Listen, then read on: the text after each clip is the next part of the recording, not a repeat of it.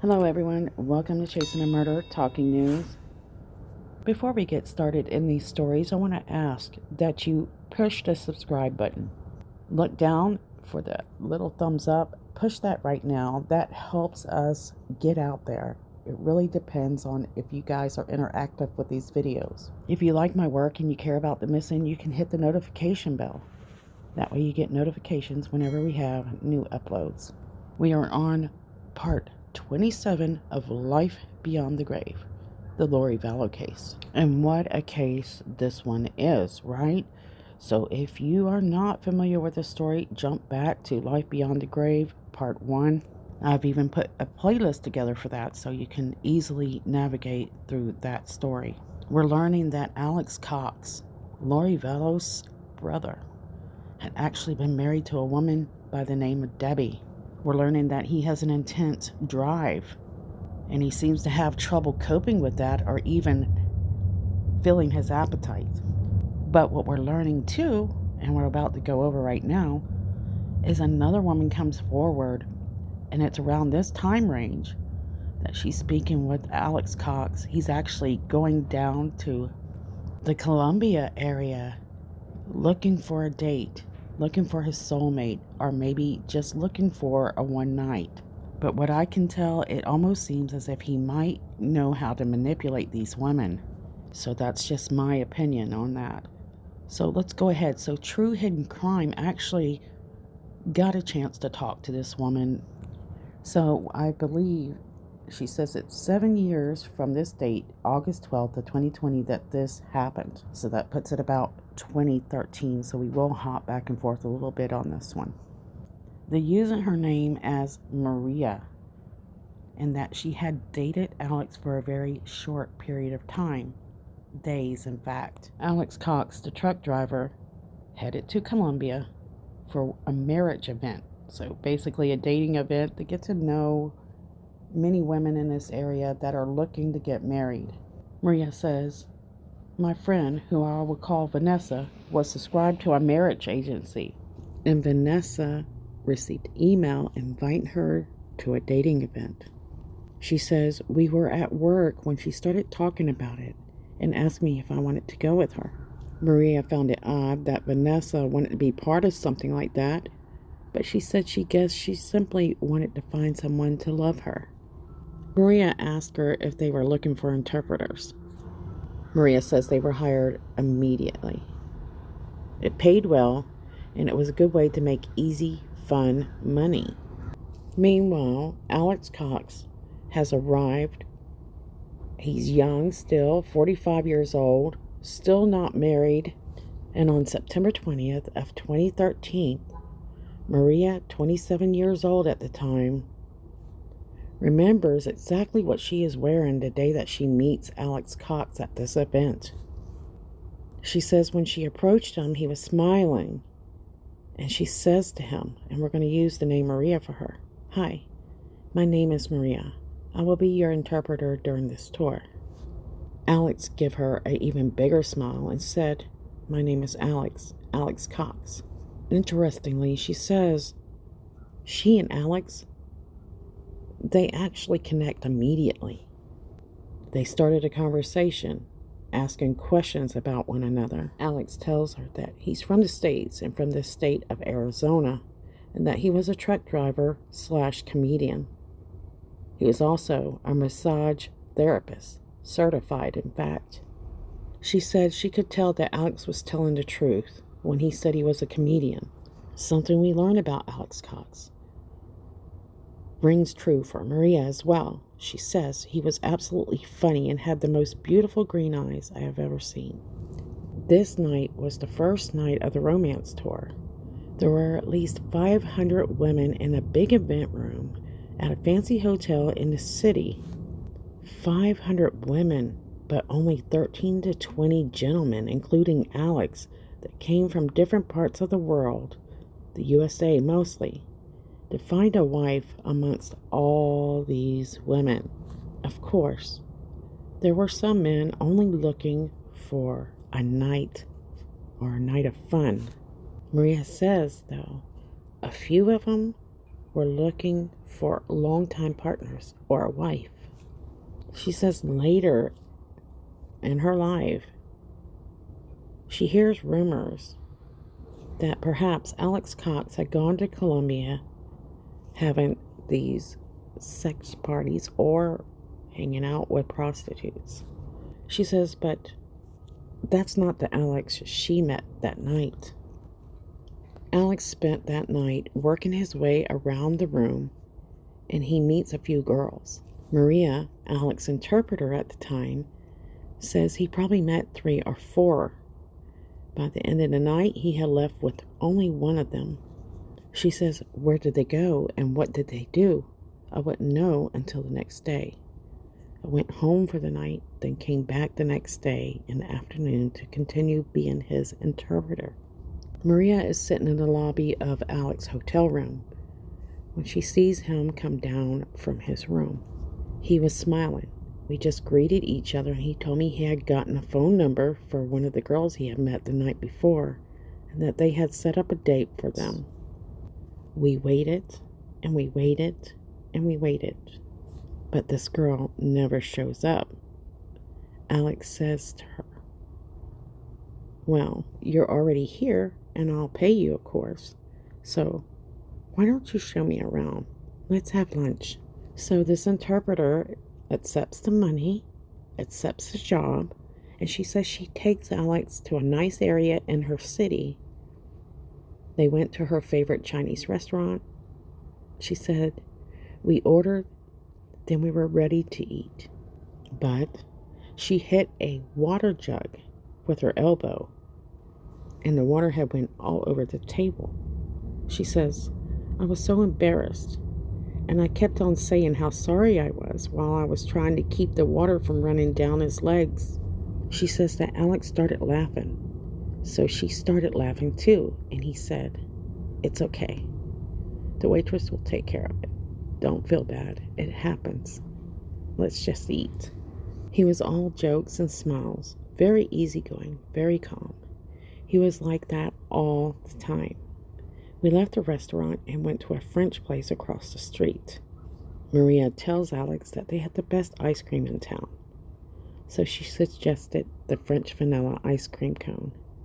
She says Alex absolutely loves it. This is interesting because most girls, when you go on your dates, you're trying to usually, bird peck at your plate. But Maria, she's adventurous. She likes to eat in front of her guys. So this is kind of interesting. So that's probably what Alex might find attractive about Maria, which you'll hear about shortly. After eating the ice cream cone, she says, we went back to the hotel, got paid, and then I went home to change. There was another event later that night. So here Alex is. He's like surrounded by all these available women. He gets a number from one. He says she doesn't show up, so he takes the interpreter on a date. I mean, that's very obvious. He's like, well, she doesn't show up. How about we go? So really, this is an unofficial date. I'm more impressed with the fact that she's able to remember almost every single detail of that time she spent with Alex. She says that night they had a buffet and a pool party. They did a dancing contest, and I encouraged him, referring to Alex, to participate. Maria says it was so funny to see Alex dance. He was very tall and didn't have the best moves, but he was enjoying himself that night. She says they talked a little bit more that night, and then he met a few more girls that night as well. She says she helps him set up a date with one of those girls for the next day. She must observe him because she says she doesn't notice that Alex has a certain kind of woman, but he seemed to definitely connect with the ones that were funny. The night's over. Maria goes home, and she says she comes back the next morning to be his interpreter for the date. Again, Alex's date doesn't show up. This is the second time. Maria stops abruptly, telling this story to tell everyone that she forgot to explain something, that she had met Alex, in a very vulnerable time in her life. She won't go into details about it, but she says, I was heartbroken over our long relationship. And she oddly admits that she doesn't know if they are together or not. That's kind of strange. She says her then boyfriend had decided to go back to the country where he had been born, and he left on bad terms. So she didn't know if he wanted them to be a future or not. And one of the things she does is she shares this experience, her heartbreak, with Alex. Alex Cox seems like an instant best friend. But was it more? And since the second girl didn't show up, she actually spends this day with Alex, and they stay, they actually spend a day at the beach. It was a Sunday, and she said, I got to the hotel early in the morning, and he was supposed to go with one of the girls he met, but guess what? This girl didn't show up either. She says, what in the world is happening? Maria says, when Alex saw her this time, he told her how beautiful she looked. She said, I blushed so much when he joked about something I can't remember. We all got into a big coach bus and made it to the beach house. All the gentlemen were with their dates, and then there was Alex and I. We sat under a tree and started talking. We were eating, and we were making fun of some of the guys. And guys, I debated whether to share this because I thought this was a bit cruel. Anyway, she says, there was an African American gentleman who apparently was a well-known realtor in Los Angeles, and he had loads of money. And this guy's interpreter came over to where Alex and Maria were sitting, and she tells them that the guy wanted to ask her out on a date, referring to Maria. That's an odd situation, I think. Maria says she tells that interpreter of this guy she's not interested. The rich realtor guy has his interpreter go back to him. And as she walks back, Maria says, she says to Alex, quote, oh my gosh, look at those man boobs. They look like chocolate donuts, end quote. She says that Alex starts laughing, and so does she, and they start laughing so hard that they burst into tears. Maria admits, she said, I knew I liked Alex Cox, and she could tell that Alex Cox liked her too. We went for a walk on the beach. We talked about the days as a massage therapist, among other things. He proposed to me that if I wanted to, he would give me a massage in exchange for a few free hours of interpreting. And let's be honest, guys, there's not much interpreting going on here. Maria says that I agreed to it. We got back to the beach house and finally to the hotel, and it was almost night. Okay, before we go any further, guys, how many of you have seen the movie Pretty Woman? Except this guy doesn't have a lot of money, okay? But he is American, and he seems to be charming. So at this point, Maria says that they return from the beach house and finally to the hotel. Alex asked her to come up to the room with him because he didn't have any cash on him. That's interesting because he knows that he's going to have to pay her. So she says they go upstairs. He gives her the money, and then he kisses her. She says, I stopped him right there, and I said to him, whoa, what are you doing? I told you I have a boyfriend. He said, oh, right. And he kissed me back. And at that time, she says she doesn't stop him. Maria says, I wanted him to kiss me. She said at that point, she leaves. The next day, it was a holiday, but she doesn't mention which it is. She says that they take a walk in the area. She says that Alex grabs her hand and they hold hands walking, and she doesn't mind it. They stop by a store and he buys some almond oil which he uses for his massage. She says they then return back to the hotel. They go to his room, and he says that he was going to give her the best massage of her life. Maria says, at that point, I went into the bathroom and I took my clothes off except for my undies. I came down wrapped in a towel, nervous. He asked me to lay down. Then he starts to massage my back. Alex tells her that if Maria wants him to, that he could give her a full body massage. Maria says, I was so stinking nervous, but I agreed to it. She agreed that Alex could massage her back, her lower back, her buttocks, her legs, her feet. And when he started applying some of those techniques that he learned in massage school, Alex started explaining to her how this could help many of the people that have had these type of massages. Then she says suddenly it starts pouring and raining, and then admits that this is one of the best massages of her life. His hands were strong and soft. He was not abusive, disrespectful, or did anything I didn't want him to do. But then Alex asked if she wants to turn over and face him, and he will massage the front of her body. At that point, Maria says that she declines. I knew that would be the end if he touched my boobs, if you know what I mean. I told him I was going home after the massage. And ladies, let me tell you, according to Maria, this massage lasted 2 hours. She says, because it was raining so hard, Alex asked her to stay there. And she told Alex, are you crazy? No way. And I think we're about to learn why many men think no means yes.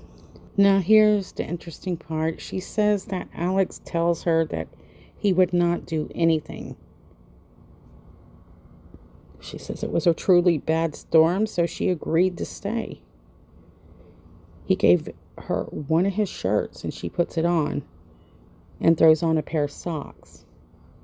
She says at that point, they both jump into bed and start watching TV. Maria says that they end up talking for a little while, but she says she finally wanted to go to sleep. Or at least, she said she was going to pretend she was sleeping. She said her heart was beating extremely fast. I kept on asking myself, what in the world are you doing? At that point, Alex says something to her. I'm pretty sure she knows what he said, because whatever it was that he said, she quickly sat up, turned over to him, and she said they started kissing. So it started escalating, getting a little bit more physical, and she tells him to stop. She tells Alex that she really wants to sleep. And in this writing, she says they did sleep that night. We woke up the next day and went downstairs and had breakfast together. We kissed that morning, and he asked Maria if she felt the same way she did when she was kissing her ex-boyfriend. Maria says, I told him I don't. So, this must send a very confusing message to Alex, but also it must be kind of exciting. He seems to enjoy the cat and mouse. He likes the challenge. She explains to Alex that her actions must show different to him, but she says, I love my ex. At that point, Alex doesn't say anything. And after that, she leaves for a period of time. She returns back to his hotel, and Alex texts her and tells her to just go upstairs to his room, that he was still changing. She has incredible details that she remembers for so many years ago. She says, I was wearing jeans that day, a cute top and nice shoes. I sat on his bed and I started telling him what they were doing were wrong, right before she describes what she wears. She says that she says to him, I'm still kind of in a relationship, and that simply wanted to keep things business only. This just seemed to increase the challenge for him, because she says Alex gets down on his knees. Then he kisses her, and he gently pushed her back on the bed. And the next thing she knew was he was taking off parts of her garments. From there, everything seemed to happen fast. Maria admits that she felt like she wasn't even thinking. She says they did get intimate that day, and she says she felt terrible afterwards, guilty, dirty, and those were not the values I was raised with, she says. I knew better. I took a shower, and when I came out, he was folding some clothes. I changed, and I told him how I felt. And that's when he started talking a little more about him. So he kind of diverged everything away from what she was wanting to talk about. But he also mentions the fact that he was raised Mormon, and that he had been kicked out of the church years ago. Now remember, when I mentioned to you that he has been excommunicated several times, you're about to learn one of the reasons why. Maria asked him why he was kicked out of the church. His response to Maria was, the reason why he got kicked out of church was because he liked to be intimate with women before marriage, which is something Mormons don't like for people to do. He also told her about a few intimate experiences that he had. She can remember every detail, but we're not hearing that detail. He also tells her about his family and that they live in Arizona. Maria says she can't remember if he ever was specific about any of the family members, but she believes he was not. He simply said his family lived in Arizona, period. And for Maria not to want to be part of this and didn't like it, she says that they go out several more times the next few days. This is because she said she really enjoyed being with Alex Cox, and Alex Cox, she believed, enjoyed being with her. They would hold hands everywhere they went. Again, must be very confusing for Alex Cox. Also a challenge, since one minute she says, I don't want to be with you, and then the next she's holding hands. Alex Cox tells her that he wants a relationship with Maria. They go to the mall, and then they head to a jewelry store. This is really quick movement for what's about to happen next. Alex asked Maria to try these rings on. Alex wanted to marry her. Maria says that she didn't feel very comfortable with that, and she felt very confused. Again, to her, everything is happening too quickly. She says, I found it odd, but it's a very common thing I've seen happen through matrimonial agencies. And I believe she's telling the truth here, because this is something that does happen often for those seeking men outside of Colombia. And at this time, Maria said by the time she met Alex, she had already accepted a job overseas. And Alex knew about this. Maria says that Alex Cox and her, this is just one of the topics that they covered when they first met each other. So some of the first days that they're spending time together, they kind of already covered all this, that she's kind of looking at this job that's going to take her out of the country, and how she's still in love with this guy, but she doesn't know what's going on with that relationship because he abruptly leaves. Maria continues with, one of the things we talked about when imagining I'd marry him and go live with him in Arizona was the fact that I had a dog, and he said, quote, the dog stays here, end quote, which is very familiar to how Lori is with her relationships.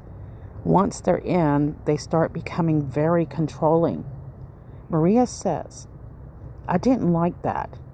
I don't know about you, but I'm a firm believer that if you cannot trust people that you cannot trust people who don't trust dogs.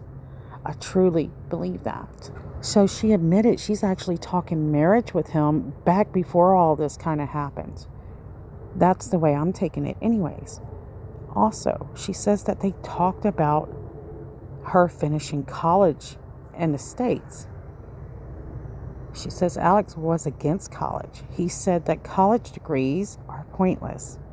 He said I could work as a condo administrator. And she's like, what? And she said there was only one time that she was really afraid of Alex. And it was the second time that they had an intimate relationship. He had such a glare in those green eyes, such lust. I am not lying. His eyes were shining, and they were shining in such an evil way that it made me feel uncomfortable, somewhat scared, and I ignored it, thinking that he was simply enjoying it too much. She actually introduced Alex to one of her sisters one day, so they're kind of talking about each other's families here, so it seems as if they're trying to get serious. She knows about the current story, and when I told her about it, she almost passed out. She's referring to the fact of the story that Alex is attached to in the future when the kids go disappearing.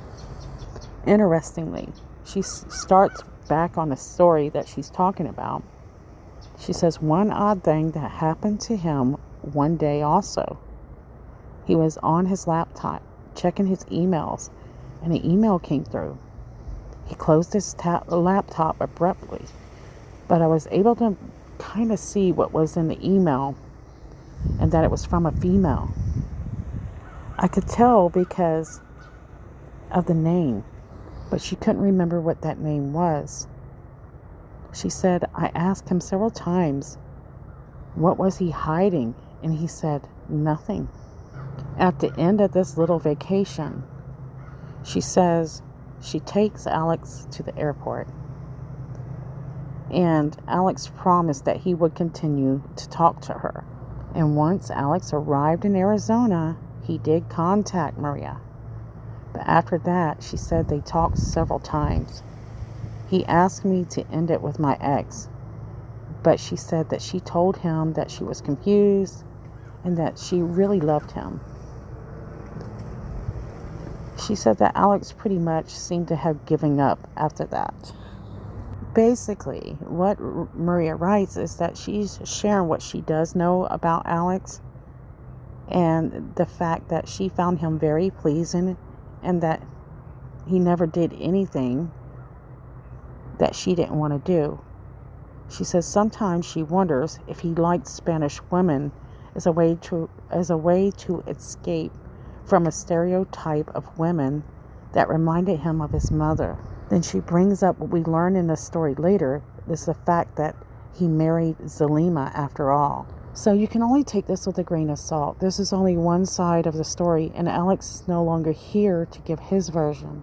But you can't help but note the fact that what his ex-wife Debbie said in the previous video kind of matches what this Maria lady has to say as well.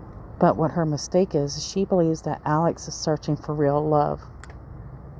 That doesn't seem to be the case as far as I am concerned. Alex seems incapable of finding love. He mimics his sister in trying to find a relationship that he wants to be exactly the way he wants it, just like his sister. They have to be Mormon, though they're not practicing faithful Mormons. You're not supposed to have intercourse before you get married, but they're finding ways to do so. But one thing's for certain, is these guys like to manipulate. They like to have things their way or no way.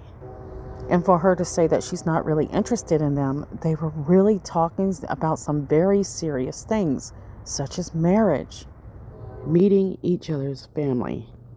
Around this time period, Julie Rowe, which is an author, published through Chad Daybell's book company, also supposedly a good friend to Chad Daybell, is getting into the emotional code, learning a lot from a man by the name of Dr. Nelson, which he teaches a complete patented energy healing system.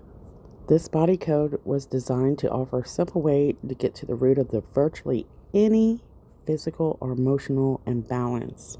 These holistic health tools create a simple roadmap that may help you uncover the cause of physical or emotional distress in the body.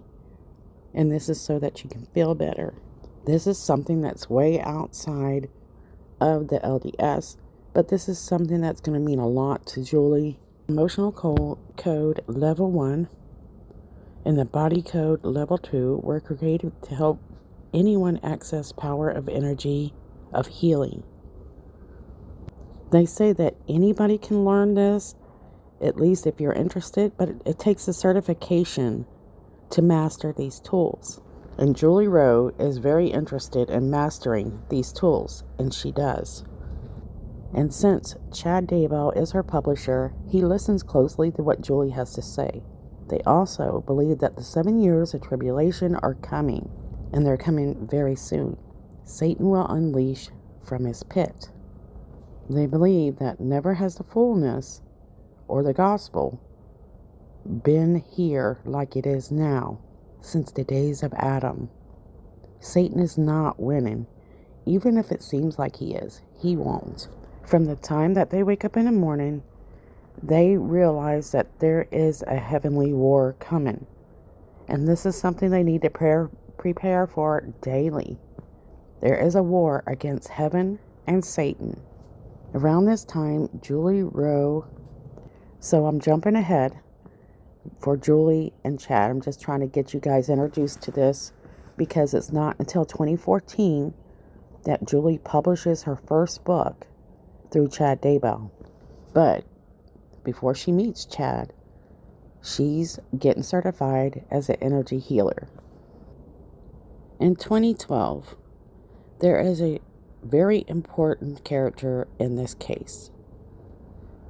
He's one of the children, or one of the main topics and interests. His name is J.J. Vallow.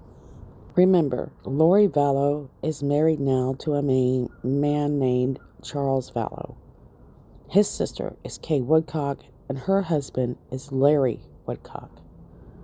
Kay has several children, but we're going to mention one, and we'll only refer to him as Kay's son.